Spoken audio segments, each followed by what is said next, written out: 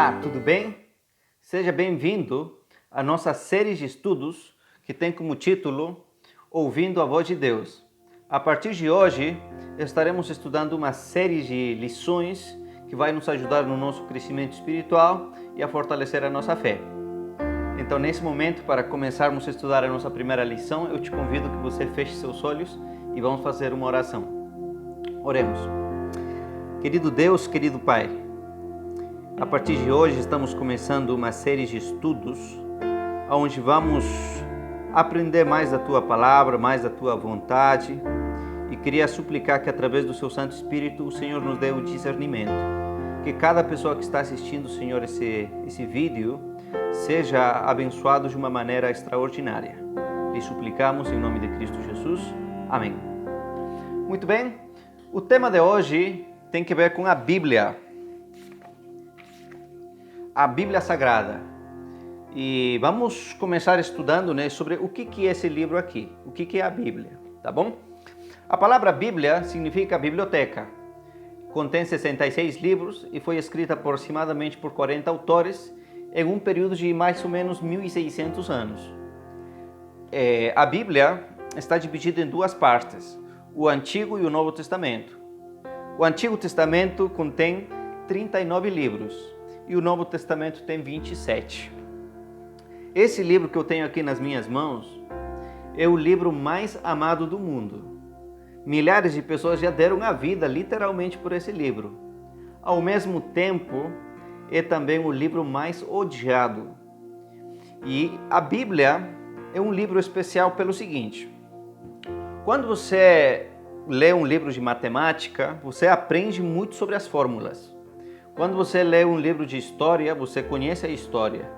Enfim, você vai aprender aquilo que você lê. Mas quando você estuda a Bíblia, acontece uma coisa diferente. Além de você aprender de matemática, de história e tudo isso, você muda. Quando você lê a Bíblia, tem contato com a Bíblia, a sua vida se transforma. Por isso que a Bíblia é um livro especial, não é como qualquer outro livro. Por que esse livro é um livro especial? Por que quando a pessoa entra em contato com ela, a sua vida muda? É isso que vamos ver. Como que vai funcionar o nosso estudo? Eu vou fazer algumas perguntas, a gente vai para a Bíblia responde, e dessa maneira a gente vai ter um entendimento melhor sobre aquilo que estamos estudando. Beleza? Nesse estudo de hoje, vamos começar respondendo a primeira pergunta, que disse assim: como Jesus considerava a Bíblia? Para Jesus, o que era a Bíblia? Vamos abrir em João capítulo 17, versículo 17. Como Jesus considerava a Bíblia. E disse assim: santifica-os na tua palavra, a tua palavra é a verdade. De acordo com Jesus, a única fonte da verdade é a palavra de Deus, não tem outra. Muitas pessoas acham que é a igreja que determina a verdade, que é o pastor que determina a verdade. Não. A fonte da verdade, a única fonte, é a palavra de Deus. Por isso, Martinho Lutero ele dizia assim: todo ensinamento que não se enquadre nas Escrituras deve ser rejeitado, mesmo que faça chover milagres todos os dias. Ou seja, a nossa fé, a nossa crença tem que estar fundamentada unicamente nas Escrituras. Amém? Então vamos responder ali. Santifica-os na verdade, a tua palavra é a verdade. Muito bem. Agora vamos para a segunda pergunta.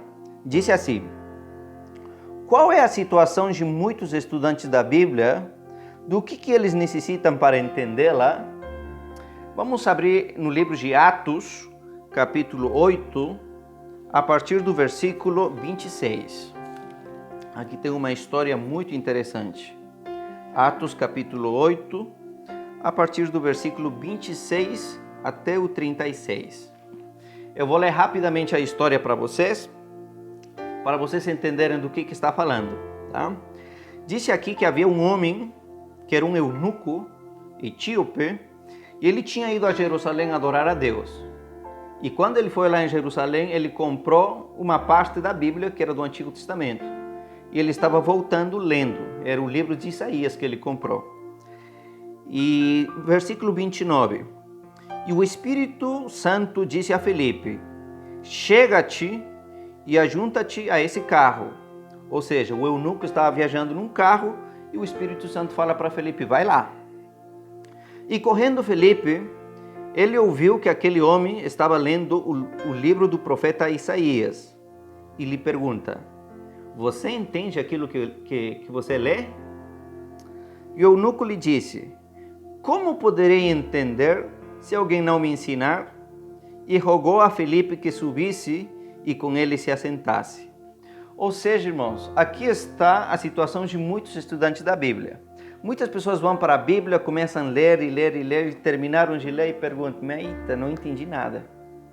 Porque o eunuco aqui na história, ele queria aprender mais de Deus, queria saber, comprou o livro de Isaías, leu, e quando Felipe lhe pergunta se ele entendia alguma coisa, ele disse: não entendo. E ele falou: olha, vem, entra, me ensina. E Felipe subiu, se assentou e lhe ensinou. No final, o eunuco ele se batizou. Qual é o detalhe aqui? Qual é a importância dessa história? Todos nós precisamos ter alguém na nossa vida que vai nos discipular, que vai nos ensinar. Ninguém sabe tudo. Todos precisamos de alguma pessoa que nos oriente, que nos ensine. Por isso ali, qual é a situação de muitos estudantes da Bíblia? Estudam e não entendem. Para entender a Bíblia, é preciso que alguém nos explique, nos ensine. No passado já teve alguém que me deu estudo bíblico, alguém que me ensinou. Você que está ouvindo ali, você vai aprender muitas lições e você vai passar isso para outras pessoas. É essa maneira que Deus quer que o Evangelho seja compartilhado. Mas tem alguém que tem que nos ensinar, tem que nos ajudar. Muito bem, vamos para a pergunta número 3. Disse assim: qual é a maneira correta de estudar a Bíblia? Tem algum método específico ou a gente estuda por estudar? Abra sua Bíblia no livro de Isaías, capítulo 28. Isaías, capítulo 28. Vamos ler o versículo 10. Isaías 28, 10. Disse assim. Isaías 28, versículo 10. Olha o que diz aqui. Porque é mandamento sobre mandamento, mandamento e mais mandamento, regra sobre regra, regra e mais regra, um pouquinho aqui, um pouquinho ali. Olha o que está aqui escrito, um princípio importante. Como que a gente tem que estudar a Bíblia? Disse mandamento sobre mandamento, ou assunto sobre o mesmo assunto, um pouquinho aqui, um pouquinho ali. Ou seja, eu não posso pegar apenas um versículo da Bíblia e dizer essa é a verdade e pronto, acabou ali. Não. Eu tenho que estudar um tema aqui, tenho que voltar para o Antigo Testamento, ver se é assim, vou um pouquinho mais para frente, sobre o mesmo assunto. Só ali que eu vou entender corretamente a palavra de Deus. Eu não posso pegar algumas porções. Eu tenho que entender diante de todo o contexto da Bíblia aquilo que está apresentando. Esse é o método certo. Outro texto da Bíblia que eu queria ler para você está em Lucas capítulo 24.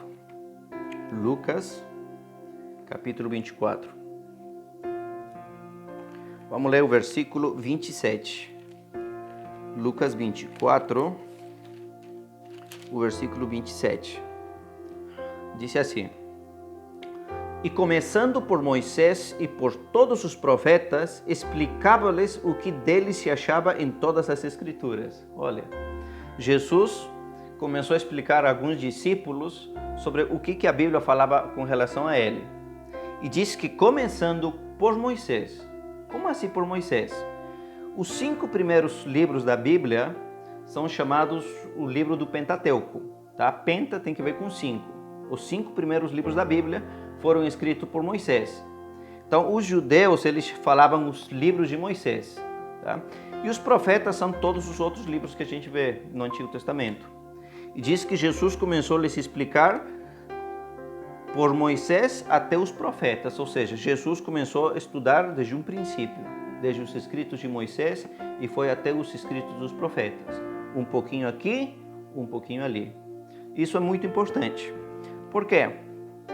Eu vou mostrar para vocês o erro que pode gerar quando a gente não usa o método certo. Muitos de vocês já devem ter ouvido falar da história de Jesus. Quando ele foi crucificado, haviam dois bandidos, né? Dois ladrões, do lado direito e do lado esquerdo. Dizem que um era mau e outro era bom. Mas na verdade bandido é bandido, né? Os dois são maus. Mas um deles se arrependeu.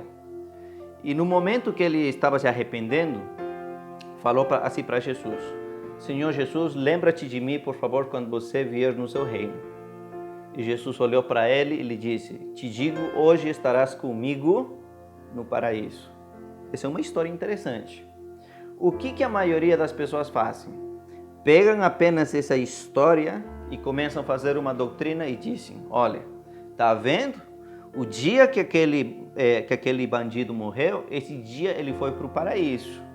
Por isso, quando uma pessoa morre, essa pessoa vai para o céu ou vai para o inferno, vai depender.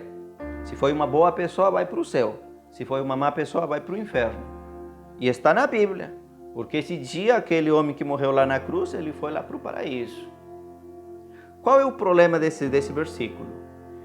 É que aparentemente é isso que está falando, mas quando a gente vai lendo os outros textos da Bíblia, outras passagens das Escrituras, nos diz que quando uma pessoa morre, não vai para o céu nem para o inferno.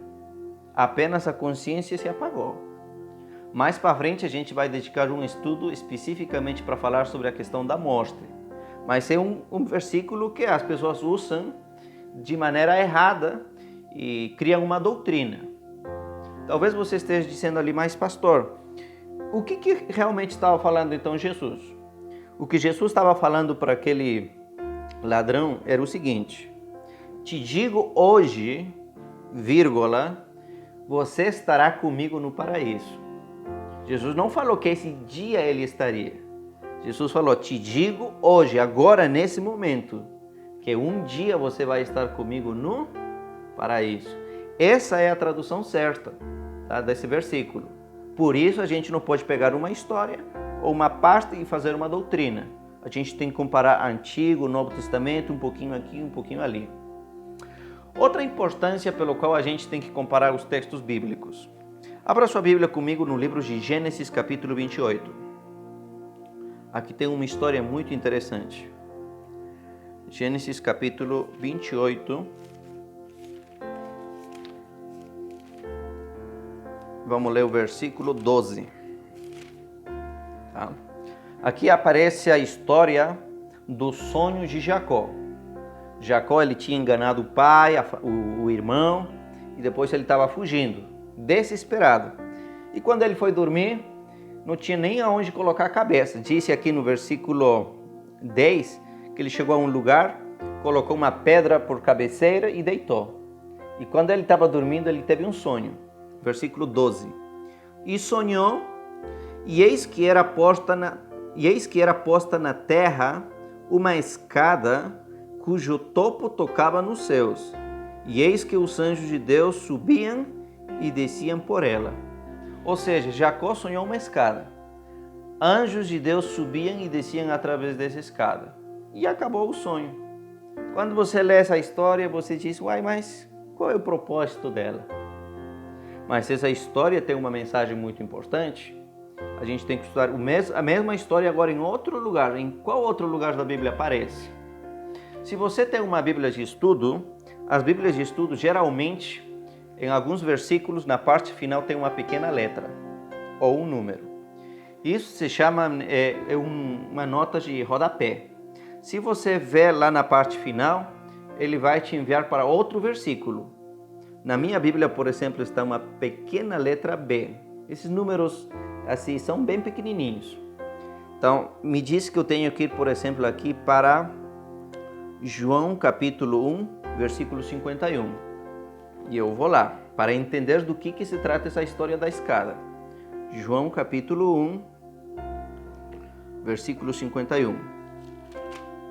Disse assim: E disse-lhes Jesus: na verdade vos digo, que daqui em diante vereis o céu aberto e os anjos de Deus subindo e descendo sobre o Filho do Homem. Olha aqui. Jesus disse, olha, a partir de agora, vocês vão ver os anjos de Deus subindo e descendo através de quem? Do Filho do Homem. Está falando dele, através de Jesus. Mas quando Jacó sonhou, ele sonhou uma escada que conectava o céu e a terra. A única maneira de chegar para o céu seria através dessa escada. E Jesus disse, eu sou essa escada. Ou seja, Jesus é o único caminho para chegar ao Pai. Não tem outra. E é através de Jesus que os anjos cumprem o seu ministério de ajudar e salvar as pessoas. Como que a gente chegou nessa conclusão, essa interpretação? Porque a própria Bíblia está falando. Ou seja, eu tenho que estudar um pouquinho aqui, um pouquinho ali, sobre o mesmo assunto. Esse é o método certo de a gente estudar a Bíblia. E na Bíblia, irmãos, você tem muita referência. Muita coisa do que está falando aqui no Antigo Testamento está falando aqui no Novo. Então você complementa, beleza? Vamos responder um pouquinho aqui. Verdadeiro ou falso? Devemos comparar os textos que tratam sobre o mesmo assunto? Verdadeiro, tem que comparar. Devemos buscar as passagens que explicam sobre o mesmo assunto? Sim. Se tem aqui está falando sobre amor, eu quero entender melhor sobre a palavra amor, eu tenho que ir um pouquinho mais para aqui. O que nos outros livros se está falando sobre o amor? Então, tem que procurar outras passagens. Devemos estudar a Bíblia sem pedir a orientação do Espírito Santo? Falso. Por isso que quando a gente começou o nosso estudo, a gente fez o quê? Fez uma oração. Esse livro não é qualquer livro. É a palavra de Deus e a gente precisa da orientação do Espírito Santo para estudar. Por isso, sempre que você for estudar a Bíblia, faça uma oração. Quarta questão. Devemos estudar um assunto ao longo de todas as Escrituras? Correto. Tá? Tem um tema aqui, vamos estudar nos outros lugares sobre o mesmo tema. Verdadeiro. Vamos para a quarta pergunta. Que benefício recebe o estudante das Escrituras? Você que está estudando agora a Bíblia comigo, qual é o benefício que você vai receber por estudar a Bíblia? Abra sua Bíblia no livro de João, capítulo 5, versículo 39. João, capítulo 5, versículo 39. Disse aqui Jesus: examinai. Olha, aqui não disse apenas ler, disse examina, é uma coisa mais profunda. Examinais as Escrituras, porque vós cuidais ter nelas a vida eterna, e são elas que testificam de mim. Olha o que Jesus está falando.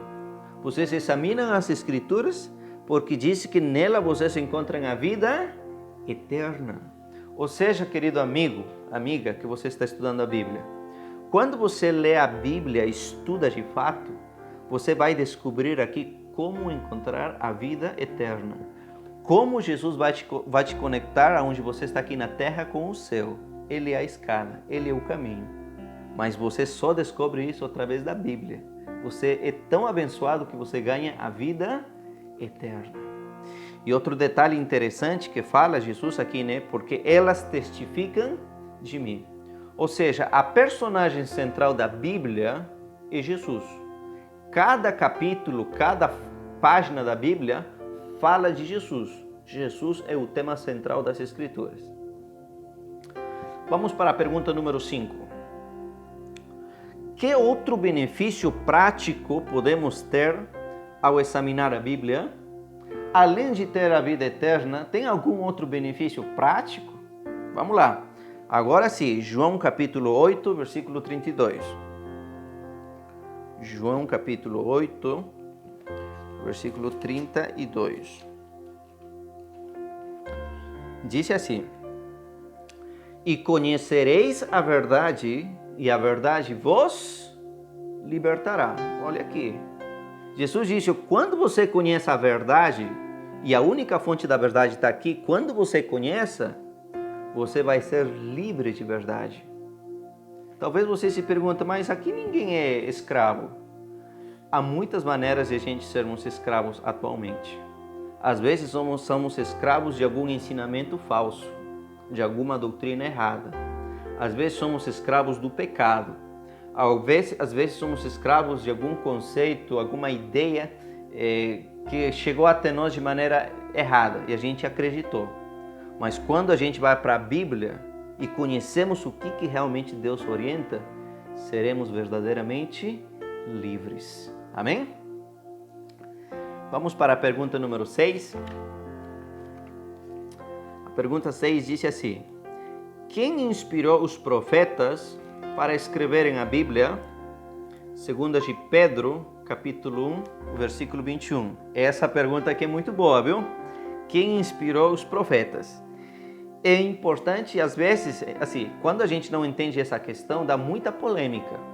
Porque tem muita gente que diz assim, olha, vocês acreditam em um livro que foi escrito por homens?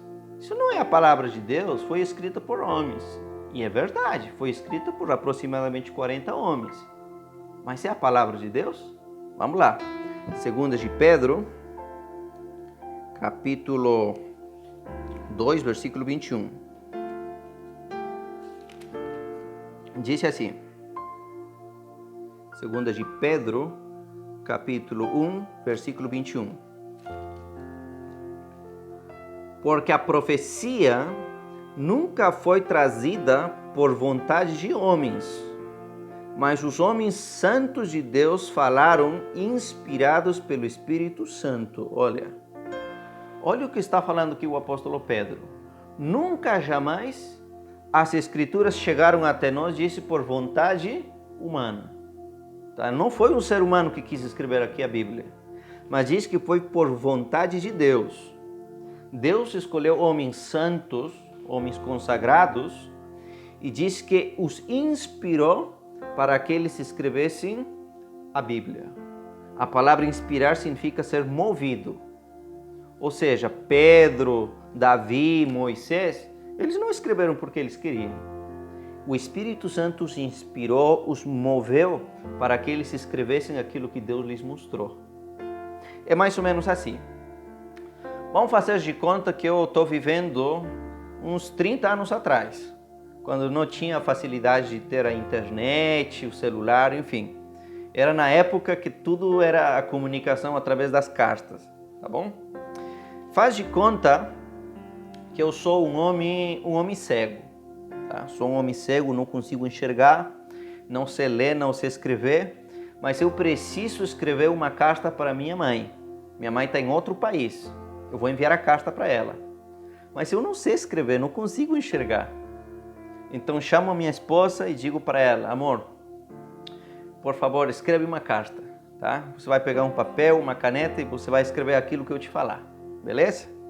Ela chega perto, pega o papel, a caneta e eu vou falando aí, querida mãe, e ela vai escrevendo, querida mãe, e vou expressando tudo aquilo que eu queria falar. E no final minha esposa termina, dobrou a carta, colocou no envelope, está pronta. Lhe pergunto, a carta é de quem? A carta é minha ou é da minha esposa? Vamos lá, pensa aí um pouquinho. É minha ou da minha esposa? Você pode dizer, não, é sua, mas eu não escrevi a carta. Quem escreveu a carta foi ela, a carta é dela, eu não escrevi. Você percebe essa história? O mesmo acontece com a Bíblia. Tá? A carta realmente é minha, porque o conteúdo, a mensagem saiu daqui, da minha mente, do meu coração. A minha esposa apenas foi a secretária. A mesma coisa acontece na Bíblia, irmãos. A mensagem, o conteúdo saiu da mente, do coração de Deus. Os profetas, os apóstolos, eles foram apenas os secretários. Por isso que a gente fala, né, é a palavra de Deus. Tá bom? Então é importante a gente saber isso. Quando tem gente que critica, que fala, você acredita em um livro escrito por homens? É verdade, escrita por homens. Mas o autor desse livro é Deus. Amém? Vamos para a pergunta número 7. A pergunta número 7 disse assim: quanto do texto bíblico é inspirado por Deus? Vamos lá. Quanto do texto bíblico é inspirado? Será que é tudo, algumas partes? Tem muita gente que disse, olha, o que importa para nós é só o Novo Testamento. O Antigo Testamento já acabou, não tem mais validade. É realmente verdade isso? Vamos lá para a 2 de Timóteo, capítulo 3, versículo 16. Disse assim, olha aqui. Toda escritura é divinamente inspirada e proveitosa para ensinar, para redarguir, para corrigir, para instruir em justiça. Olha aqui o que está falando. Toda escritura é inspirada por Deus. Não é uma parte, é toda. Desde Gênesis até o livro de Apocalipse, tudo foi inspirado por Deus. Tudo é útil. Eu não posso chegar e dizer, olha, o Antigo Testamento foi para os antigos, agora eu sou do Novo. Não, tudo foi inspirado por Deus. E disse que tudo que está ali, tudo é útil para mim. Beleza? Então vamos responder aí. Aqui é verdadeiro ou falso? Será que somente o Antigo Testamento é inspirado? Falso. Será que somente o Novo Testamento é inspirado? Falso também. Será que toda a Bíblia foi inspirada por Deus, de Gênesis até Apocalipse? Sim, verdadeiro. Muito bem. Vamos passar agora para a pergunta número 8. E essa pergunta aqui é muito boa, viu? Será que... A pergunta diz assim: que parte da Bíblia não foi escrita por autores humanos? Será que tem algum lugar na Bíblia que não foi escrita por homens, por profetas ou apóstolos? Será que tem? Vamos lá. Vamos lá para o livro de Êxodo, capítulo 31. Êxodo, capítulo 31. Vamos ler o versículo 18. Êxodo, capítulo 31, o versículo 18. E disse assim: E Deus deu a Moisés, quando acabou de falar com ele lá no Monte Sinai, as duas tábuas do testemunho, tábuas de pedra, escritas pelo dedo de Deus. Olha aqui. Deus deu a Moisés, diz, os 10 mandamentos. Êxodo 20, ali estão os 10 mandamentos. E diz que foram tábuas, registros, escritas com o próprio dedo de Deus. Ou seja, tudo que está na Bíblia foi inspirado por Deus. Os profetas escreveram daquilo que Deus lhes mostrou. Mas os 10 mandamentos são tão especiais que Deus falou, essa ninguém vai escrever, eu mesmo escrevo com o meu dedo. Então a única parte na Bíblia que foi escrita pelo dedo de Deus são os 10 mandamentos. Por isso, os 10 mandamentos são muito especiais. Tudo certo? Vamos respondendo aí então. A resposta seria os 10 mandamentos. Pergunta número 9. Alguém está autorizado a alterar a Bíblia? Será que alguém pode fazer alguma mudança na Bíblia? Abra aí no livro de Apocalipse, capítulo 22. Apocalipse, capítulo 22. Vamos ler o versículo 18 e 19. Praticamente aí termino já a Bíblia. Tá? Depois tem só o versículo 20 e 21 e encerrou. Mas olha o que diz quando já termina o livro aqui. Versículo 18. Porque eu testifico a todo aquele que ouvir a palavra da profecia deste livro, que se alguém lhe acrescentar alguma coisa, Deus fará vir sobre ele as pragas que estão escritas neste livro. E se alguém tirar qualquer palavra do livro desta profecia, Deus tirará a sua parte da árvore da vida e da cidade santa que estão escritas neste livro. Olha o que disse aqui o apóstolo João. Disse, eu testifico que ninguém pode acrescentar nem sequer uma palavra, nem tirar alguma palavra. Disse, se alguém acrescenta alguma coisa, Deus vai acrescentar, disse, os flagelos que estão escritos nesse livro na vida dessa pessoa. E se alguém tirar alguma palavra, Deus vai tirar o nome dessa pessoa do livro da vida. Ou seja, aqui é muito sério. Ninguém pode fazer alterações na Bíblia. A Bíblia tem que ser cuidada e preservada do jeito que ela é. Embora a Bíblia, o João fala aqui que não deva ter nenhuma mudança, nenhuma alteração, mas no tempo que a gente vive, existem muitas Bíblias que foram mudadas, que foram alteradas. A maioria delas, às vezes, a gente nem percebe, porque às vezes é só uma palavra, uma pequena vírgula, enfim. Mas uma vírgula faz toda a diferença. Uma palavra muda muita coisa.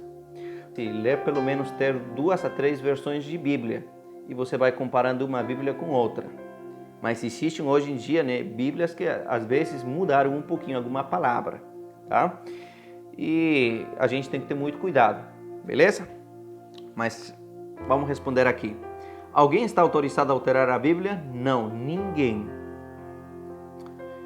Vamos lá para a pergunta número 10, que é já a última pergunta. E disse assim: como são chamados os praticantes dos ensinos bíblicos? Como que é chamada a pessoa que estuda a Bíblia, que lê, como você? Vamos lá, Apocalipse capítulo 1, versículo 3. Disse assim: bem-aventurado. A palavra bem-aventurado significa feliz, tá? Bem-aventurado, feliz, aquele que lê e aqueles que ouvem a palavra desta profecia e guardam as coisas que nela estão escritas, porque o tempo está próximo. Olha o que disse aqui: feliz quem lê, quem ouve e quem pratica. Tem muita gente que lê e ouve, mas não pratica. E nós disse, olha, a verdadeira felicidade, nós somos bem-aventurados quando colocamos em prática os três áreas: ler, ouvir e praticar. Por isso, tudo que está na Bíblia a gente tem que colocar na prática. De acordo com aquilo que você vai aprendendo, você tem que colocar na prática. Vamos responder ali então. Bem-aventurados, aqueles que leem, aqueles que ouvem e aqueles que guardam estas coisas escritas na Bíblia. Muito bem, então praticar a Bíblia. Por que é importante praticar? Porque é a única maneira de a gente crescer espiritualmente. Tá? Senão a gente sempre vai ficar sem saber, sem conhecer.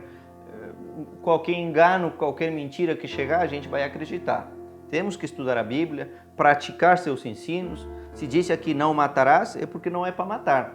Se disse aqui que não é para cometer adultério, então tem que ser fiel. Temos que praticar o que a Bíblia fala. E eu queria contar uma pequena história para vocês de um jovem colportor. Se alguém não sabe quem que é um colportor, são jovens que eles vão de casa em casa vendendo livros de saúde, de família, livros espirituais e até a própria Bíblia. A história conta de um colportor que ele foi aí por um bairro visitando as casas, oferecendo literatura e apresentando a Bíblia para as pessoas que talvez quisessem comprar. E de repente ele chegou na casa de uma mulher sentada aí e o colportor lhe disse: olha, tem aqui alguns livros. E a mulher disse: não, eu não quero nenhum livro. E o colportor então pegou a Bíblia e ele disse: olha, eu tenho a Bíblia, tenho um livro muito, muito especial para você, a Bíblia. Olha aí essa Bíblia. Ele mostrou as Bíblias bonitas e tudo. A mulher no final disse: eu não quero não. Tu acha que eu não sou crente? Eu sou crente, vou para a igreja, eu tenho minha Bíblia, tá? Tu vem me falar a mim, me apresentar livro como se eu fosse descrente. Não, eu sou crente. E ela começou assim a falar, e o colportor pensou: será mesmo que é crente? Ele decidiu nele testar e falou para a mulher: tem como a senhora, por favor, trazer sua Bíblia? E a mulher falou: olha, tá, eu vou trazer minha Bíblia só para te mostrar que eu sou crente. E a mulher entrou lá na casa, foi procurar a Bíblia e o rapaz, né, o vendedor dos livros, esperando. Que hora que essa mulher vai sair? A mulher estava demorando demais. Mas depois de demorar, a mulher chegou aí com a Bíblia, chegou até ele e falou: tá aqui minha Bíblia, ó, tá vendo? Tá? Começou a limpar um pouquinho a Bíblia. Não te disse que eu sou crente? E a mulher abriu. Na hora que a mulher abriu, os olhos dela quase caíram. Ela disse: "Uau! Achei meus óculos!" Ou seja, dentro da Bíblia estavam os óculos dela. E ela disse assim: "Achei meus óculos! Faz 3 anos que eu não encontro meus óculos." Ou seja, fazia mais de 3 anos que ela não estudava a Bíblia. Meus amigos, a Bíblia não é um livro que tem que estar aí na biblioteca. A Bíblia tem que ser um livro estudado e praticado. Um crente não é aquele que tem uma Bíblia. Um cristão é aquele que lê, estuda, ouve e pratica o que está escrito nesse livro. Amém?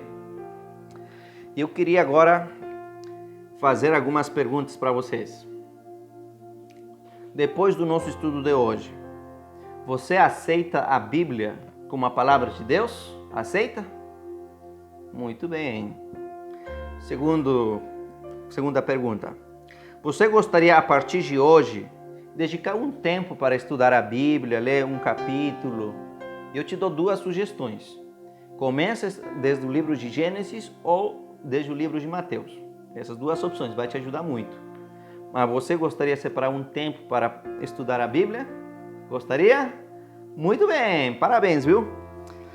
Última pergunta.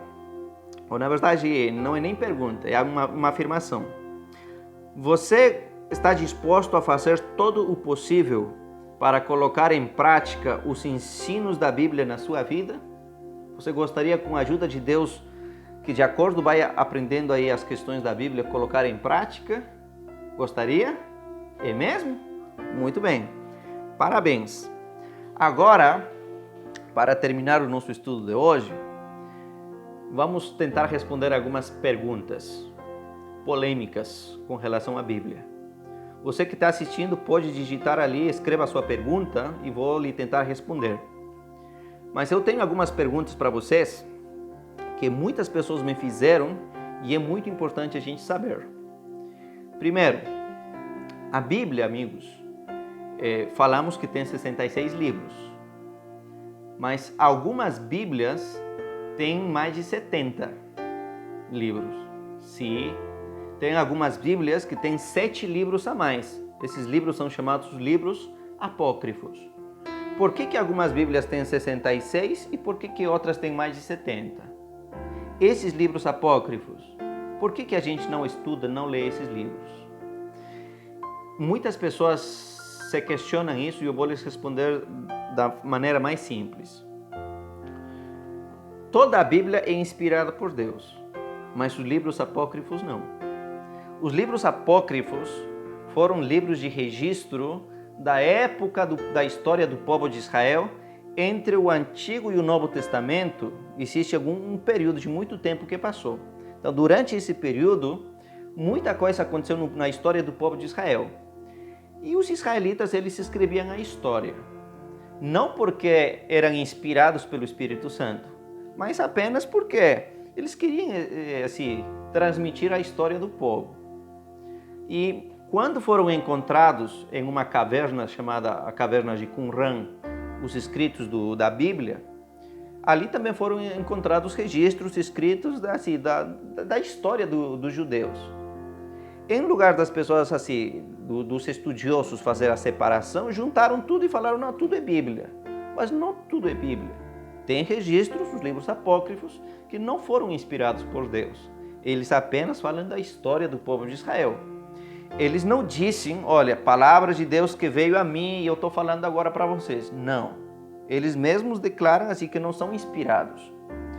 Um livro inspirado, quando você lê, por exemplo, aqui o livro de Reis, Samuel, o autor disse: olha, palavra de Deus que veio para mim. Palavra de Deus que veio para mim. Então, eles mesmos falam que foi Deus que lhes enviou a palavra. Mas os livros apócrifos não. E segundo, muitas das coisas que os livros apócrifos falam, além da história, tem que ver com as crenças, os mitos daquela época. Eu vou só colocar um exemplo para vocês. No livro de Tobias, o capítulo 6, aí fala uma história bem interessante. Fala de alguém que foi pescar e tinha um peixe aí, tá? E em algum momento, no versículo 8, a pessoa faz uma pergunta para o anjo. Tá? Ele disse, olha, o que a gente tem que fazer para que a tentação ou os espíritos do mal não cheguem aí a se atormentar a pessoa nem a tentá-lo. E o anjo lhe disse, olha, pega o coração do peixe e queima.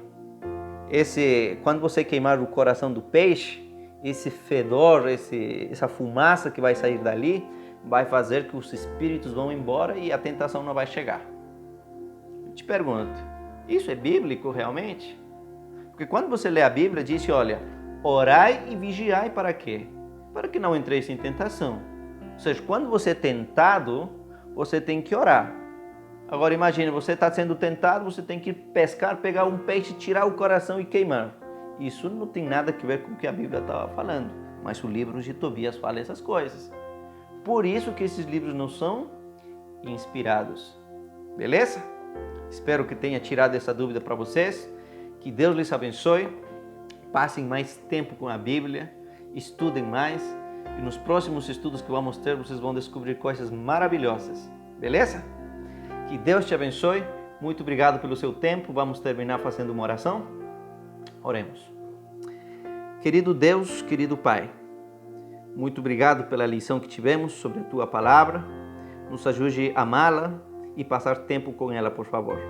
Em nome de Cristo Jesus oramos. Amém. Que Deus lhe abençoe. Na nossa próxima lição estaremos estudando sobre a criação, a beleza da criação. Não perca!